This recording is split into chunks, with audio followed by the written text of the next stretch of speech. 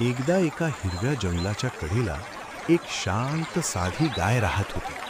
ती रोज सकाळी नदीकाठी जाऊन पाणी पित असे आणि झाडाखाली बसून गवत खात असे. तिचा स्वभाव खूपच संयमी आणि दयाळू होता. त्याच जंगलात एक माकड राहत होता. तो खूपच चंचल आणि खोडकर होता. झाडावरून झाडावर उड्या मारणे, लोकांच्या वस्तू चोरणे आणि इतर प्राण्यांना त्रास देणे हे त्याचे रोजचे काम होते. एक दिवस माकडाने पाहिले की गाय नदीकाठी शांतपणे बसली आहे. माकड तिला चिडवायला लागला. कधी शेपूट ओढायचा, कधी दगड फेकायचा, पण गाय का तीच बोलली नाही.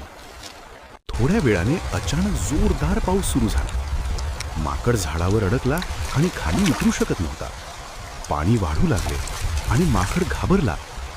तेव्हा गाय पुढे आली. तिने पाण्यात उभे राहून माकडाला आपल्या पाठीवर बसायला सांगितले आणि सुरक्षित जागी नेले.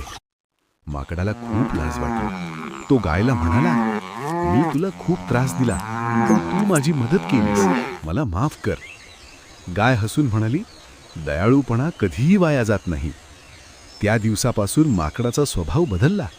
तू सगळ्यांशी प्रेमाने वागू लागला. बोध, दया आणि संयम यांची ताकद खूप मोठी असते. लेखक अंकुश भैया डहाके.